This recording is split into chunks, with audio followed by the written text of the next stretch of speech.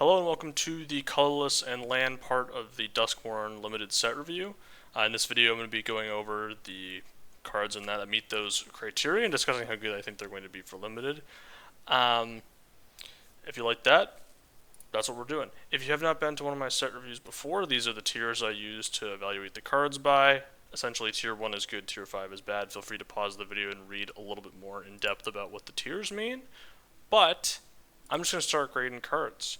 And the first card is Attack in the Box. So Attack in the Box is 3 colorless mana for a 2/4. When it attacks, you may have it gain +4/+0 until end of turn. If you do, sacrifice it at the beginning of the next end step. So there's a lot of problems with this card. Obviously, like this set, Delirium is the thing. It's happening. Like that's what's going on, right? So you are gonna have, it's like, oh, I want to get an artifact creature in the graveyard that's 2 types for Delirium. But it's not really 2 types that often because creature is one of the easiest types to actually get in your graveyard. So like the artifact is kind of the type that actually matters. And there's just going to be better ways to do this. I don't think this is completely unplayable because a 3 mana 2/4 is not like completely unplayable, and this could theoretically be sort of playable. I'm never going to play it, but like I think it's not like a complete nightmare. I think there could theoretically be a deck that's like, nope, I really just need a critical mass of Delirium stuff. Not even like trying to play this, but just trying to like discard it or whatever. Like just trying to find a way to get this in the graveyard that isn't just putting it on the battlefield. But yeah, obviously not a super premium card. Bear Trap, single colorless mana for an artifact with flash. When you can pay 3 and sacrifice it, it deals 3 damage to target creature. So nice like colorless removal. 4 mana deal 3 is not a good rate. 3 mana deal 3 is not even really that good of a rate. It's okay. It doesn't, importantly, this doesn't go face, which sometimes these colorless deal 3s do, which is, I don't know. Yeah, I think for Delirium decks, it's much better in Delirium decks than the previous card, but similarly is not necessary. We had this in Midnight Hunt, it didn't have Flash. I don't think Flash is super important, given that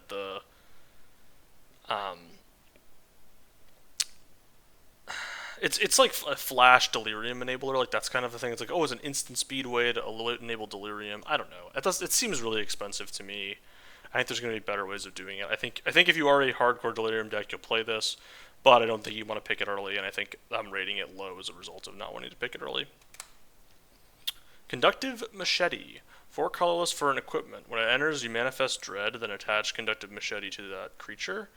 And the equipped creature is +2/+1, and it has equipped for 4. So essentially you're getting a 4 mana 4/3 that is a manifest Dread attached to it. And then late after that thing goes away, you get an equipment. I really like, Living Weapon we've seen is just really, really strong in a limited context.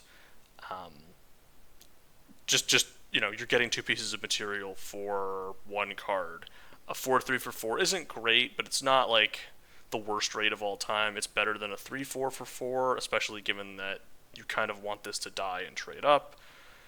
So you're actually you would be fine trading the creature that comes off of this with the 3/3, but also just because it's manifesting Dread, you can actually flip up the thing, and it can be like a creature, and it's actually a creature a lot of the time. Now, something that's interesting about Manifest Dread is that you want to have creatures underneath it so that you can flip them up. And that means that you're not putting creatures in your graveyard with the Manifest Dread ability. I don't know. There's Manifest Dread has a lot of interesting like machinations that we're going to see when the set actually gets here. But I think this card is just going to be good in any deck. It's certainly the type of card that I like a lot. It's not a type of card that everybody's going to love, and I don't think is going to perform as well necessarily for certain groups of people. But I think for me, this is really like my bread and butter. Very similar card, Dissection Tools. 5 colorless mana for an equipment. When it enters, manifest Dread, then attach Dissection Tools to that creature. An equipped creature gets +2/+2 and has Death Touch and Lifelink. And the equip cost is to sacrifice a creature. So obviously a really steep equip cost, but that's not what we're worried about. Primarily what we're worried about is manifest Dread, and then the creature gets +2/+2 and has Death Touch, Lifelink. That's a lot. So you're getting a 5 mana 4/4 Death Touch, Lifelink. So that's like, Batter Skull is sort of a comparison. This is worse than Batter Skull, obviously, because you can't recur it. You can't like bounce it back to your hand and keep doing it. But, re-equipping is not something that you can't do. Like, sacrificing a creature is a large cost, and in some decks that's going to be worse than others. Like in red-black, this is just really good. But in other decks, it's still going to be a good card because the rate up front is so good. It's just going to be better in red-black, where sacrificing stuff actually matters, and you actually might be upside even to be sacrificing a creature for zero cost. And, just generally having something to do with your creatures that are no longer board relevant is actually not the worst thing in the world, and I don't know. I think this is just very similar strength to the previous card. It has, it's probably a little better upfront rate, worse in the late game. I kind of feel like that balances out, so I've given them the same grade here. And I think they are early picks because they're colorless. Found Footage. 1 colorless mana for a clue. You may look at face-down creatures your opponents control any time. You can pay 2 to sacrifice it, to surveil 2, and then draw a card. So if you think about this, it's a really, really good Delirium enabler. So this is the best of the things that if you are just trying to do Delirium, this is like one of the best cards in the set at doing that, because it gets you an artifact in the yard, and it gives you 2 looks at 2 more types to put in the yard, which is really powerful in terms of Delirium enabling. This is, I think, the best Delirium enabler in the entire set. So the fact that it's a common and you can take these pretty aggressively, because you can just play this in your deck. It's not the best. It's unfortunate because you can't replace a land with it due to it costing 2 to surveil and draw a card. But if you have 2 of these, you could replace a land with both copies. The calculus gets a little bit interesting in terms of land count with this. You can actually play a little bit fewer lands if you have a critical mass of things. This can be part of the calculation to reduce your land count. It's not going to be the full story. If you have this plus a land cycle, you could go down to 16, and then it gets harder to cut from there because whatever. But I think Delirium wise this is really strong, and I think you're going to see a decent amount of this card. Friendly Teddy. 2 colorless mana for a 2/2. When it dies, each player draws a card. Not very good in limited. You're paying the mana, your opponent is just getting a card for free. The rate isn't even that good, so don't play this. Ghost Vacuum. 1 colorless mana for an artifact. You can tap it to exile target card from a graveyard, and you can pay 6 and tap it to exile it, and put each creature card exiled with it onto the battlefield under your control with a flying counter. Each of them is a 1/1 spirit in addition to its other types. Activate only as a sorcery. So, obviously, against some decks, this is completely broken, and you can't. Some decks just can't beat this. If you're going up against green-black, and you play this, oh man, they're going to be in for a rough time because their whole deck is trying to get stuff into the graveyard, and this is just going to be a house. The problem is if you go up against other decks, it's going to do absolutely nothing. Obviously, you can be like, oh, buddy, I can build my own deck around it, but then you're down a card. Is it really that good to be exiling your own stuff from your graveyard just to pay 6 mana later on in the game to then maybe get enough flying creatures? That obviously can have ETBs, so you get to trigger the ETBs, which is good. But I just don't think. I just really don't buy it. You know what I mean? Originally I saw this, I was like, ooh, really cool. Works with hates on main set themes. That's probably going to be good. But then I kind of read into it more, and I was like, that's a lot of mana. It takes a lot of time to do it. You can't just draw this on turn 7 and be like, oh well, now I'm going to get the job rolling. You're just going to lose. You're going to lose the top deck war if that happens, because it's going to be way too slow. So I would say that this for me is not that exciting. This is a card that I could definitely see being extremely wrong about, just because it could just match up really well. The format could just be slow enough that this is just always good, but I don't know about that. Glimmer Light. 2 colorless mana for an equipment. When it enters, create a 1/1 Glimmer enchantment creature token. You can equip it for 1, and equipped creature gets +1/+1. Yeah, I like this. So you're getting, again, 2 pieces of material for 2 mana. That's very powerful, one of which is an equipment that is not amazing, but, getting to a short sword on the battlefield isn't the worst. You're getting an artifact and an enchantment entering the battlefield, and, it just is kind of a flexible thing to be doing. I think this will show up. I think this is fine. I have it in tier 3 because it's a 2-drop. You can just put it in any deck, and it's not a complete disaster. I think this gets us specifically good, and again, sort of a sacrifice deck where that can sacrifice artifacts. I actually don't know if this stuff. I don't think the stuff can't sacrifice artifacts super well in this set, so that is not necessarily the best. But if enchantment creature is good, it still would be okay-ish there. But yeah, I think this is just like a fine card. Maybe I should move it more down towards tier 4 instead of tier 3 and saying this is like a mid-pick card that you're actually going to take. But I'm okay with it. Haunted Screen. 3 colorless mana for an artifact that taps to add black or white, or you can tap and pay 1 life to add blue, green, or red, and you can pay 7 mana to put 7 counters on it, and it becomes a 0/0 spear creature token, and you can only do that once. So, Manalith in the late game, you get to make it into a 7/7. We've seen these before. They're never really that great. We just had Patchwork Banner be very good. I expect there to be some overreaction with this. I think this is probably going to get a little bit overrated. Having to pay life for 3 of the colors is actually not insignificant either. Yes, if you're like a black-white deck, like it just the upside of being like, oh, when I have 7 mana, and obviously you can tap this for 1 of the mana, so it's actually only 6 because like you have to have 6 other mana sources. Than this to activate it, but then you're spending your whole turn, and then your opponent gets to see it coming, and it's an artifact, so it's susceptible to artifact hate, which isn't great, especially post-board. To me, this just doesn't seem super exciting. Now, Keys to the House. Single colorless mana for an artifact. You can sacrifice keys, pay 1 and sacrifice it, search your library for basic land, reveal it, put it in your hand, and shuffle. Or you can pay 3 and sacrifice, tap it and sacrifice it to unlock a door of target room you control. Activate only as a sorcery. So actually, like, this is pretty sick.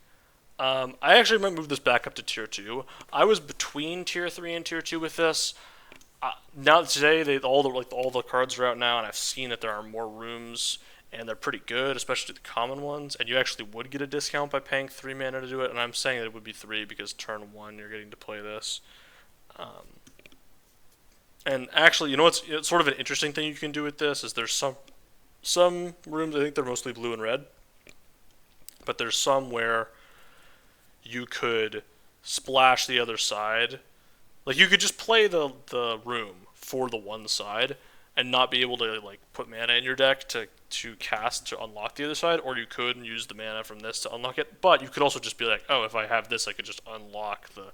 There's specifically a blue-red rare one that's double pip blue on one side and red on the other side, and you could actually just play the red side as a totally fine card, and then play this, like, have a Keys to the House, and then you would be able to unlock the blue side, and that's just really free value there. I do think the unlocking mode is more cute than good in a lot of spots. I think this is mostly fixing, and I think I've sort of rated it there as a result. In a Delirium format, it's probably a little bit better. I'm thinking about moving it back up to tier 2. I have Terramorphic Expans in tier 2, spoiler alert. I think this is a little bit worse. No, I'm going to leave it where it is for now. The problem is it kind of depends, right? Like, it's like, how good do I think the Delirium decks are actually going to be? Because the better Delirium decks are, the better this card is. Because you could pick this higher, and then you can splash more easily. It actually... You wonder how important this becomes. So, I'm leaning towards moving it up if I'm moving it anywhere. But for now, am I going to move it up? Like, Fountainport Bell in the last set was a tier 3 card. I think this is clearly better than Fountainport Bell. The problem is it doesn't have the buyout clause that Fountainport Bell did, which kind of scares me.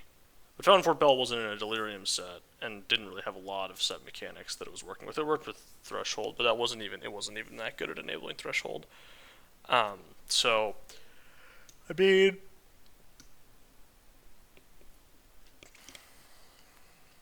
I'm going to leave it tier 3 for now. I don't think it matters. Like, I'll accept if that's slightly wrong. I think it's a good card.